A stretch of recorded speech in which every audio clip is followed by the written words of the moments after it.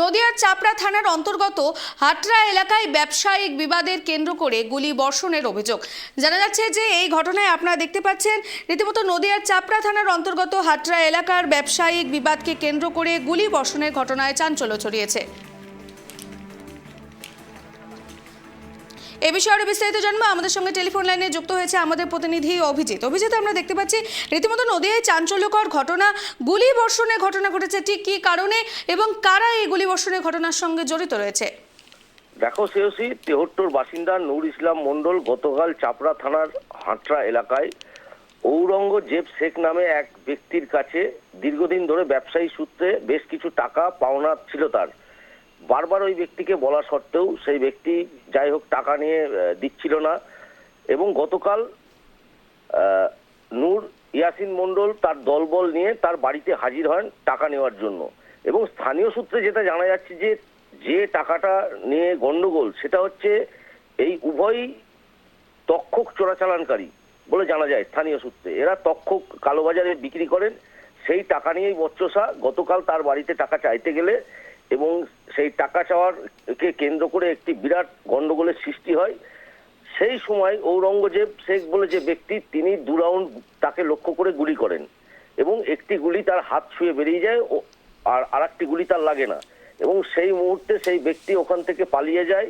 পরবর্তীতে স্থানীয়রা তাকে উদ্ধার করে চাপড়া গ্রামীণ হাসপাতালে নিয়ে যাওয়া হয় এবং পাশাপাশি চাপড়া থানায় আহত ব্যক্তি অভিযোগ করেন এবং চাপড়া থানা ঘটনা জানতে পেরেই ঘটনাস্থলে পুলিশ বাহিনী পৌঁছে অভিযুক্ত ঔরঙ্গজেব শেখকে গ্রেপ্তারের চেষ্টা করলে সে ঘটনাস্থল থেকে পালিয়ে যায় এবং পাশাপাশি এই ঘটনায় অভিযোগের ভিত্তিতে তদন্ত শুরু করেছেন চাপড়া থানার পুলিশ, যে আগ্নেয়াস্ত্র কোথা থেকে আসলো এবং কি ব্যবসায়ী লেনদেন, পুরো ঘটনাটাই তদন্ত করছে চাপড়া থানার পুলিশ। একেবারে অভিজিৎ, এই ঘটনায় রীতিমতো এলাকা জুড়ে কতটা আতঙ্কের পরিবেশ সৃষ্টি হয়েছে, এলাকাবাসীদের কি দাবি রয়েছে এই বিষয়টি নিয়ে? দেখো, এই ঘটনা গতকাল ঘটার পরে ব্যাপক আতঙ্ক ছড়িয়ে পড়েছে।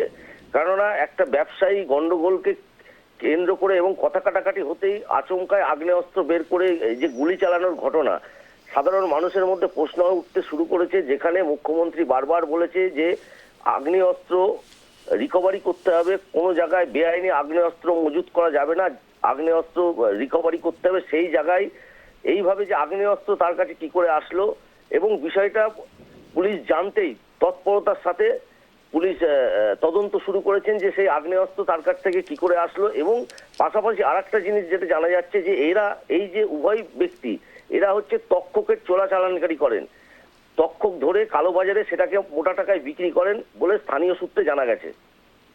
ধন্যবাদ অভিজিৎ।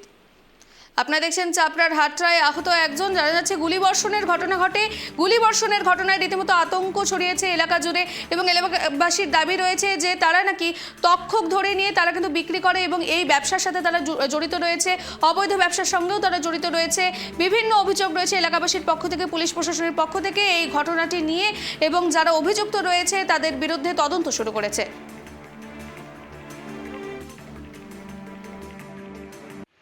আমার বন্ধু এখানে হাটার এক ব্যক্তির সঙ্গে টাকা পেত, সেই সূত্রে আমাকে ডেকে নিয়ে আসে যে চলো টাকাটা পাওয়া যায় কিনা, একটু দেবো বলেছে টাকাটা নেওয়ার জন্য আসে।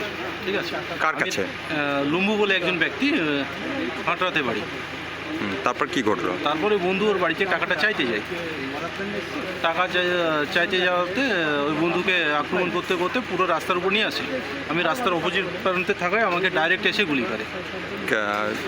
করণ গুলি করেছিল আপনাকে? গুলি অনেক রাউন্ড করেছে, অনেক শব্দ পেয়েছি, আমার কাছে একটা গুলি লেগেছে। কোথায় লেগেছে আপনার? ওরা গ্রুপ করে 7-8 জন এসেছিল। কিসে টাকা পেতেন? ব্যবসা সংক্রান্ত। বন্ধু টাকা পেত, আমি পেতাম না। আপনার সঙ্গে এসেছিলাম বন্ধু। আপনার বন্ধুর নাম? সেলিম দেহু। ব্যবসা সংক্রান্ত।